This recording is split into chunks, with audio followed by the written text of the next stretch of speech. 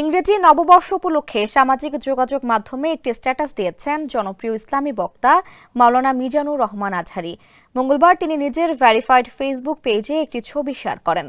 সেখানে লেখা, রাসূল সাল্লাল্লাহু আলাইহি ওয়াসাল্লাম বলেছেন, যে ব্যক্তি বিজাতির সাদৃশ্য অবলম্বন করে সে তাদের দলভুক্ত বলে গণ্য হবে। ছবির ক্যাপশনে আজহারী লিখেছেন, যে বিকট শব্দ আর আগুনের ঝলকানি তোমাকে আজ উল্লাসে মাতাচ্ছে, এর চেয়েও বিকট আওয়াজ আর ভয়ঙ্কর তীব্র আগুন তোমাকে দিশেহারা করার অপেক্ষায়, তবুও তুমি বুঝবে না।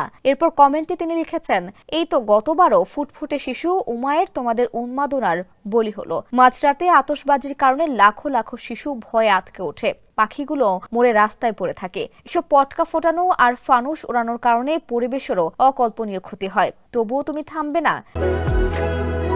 বাংলাদেশের একমাত্র মাল্টিন্যাশনাল টাইলস ব্র্যান্ড আরএকে সিরামিক্স।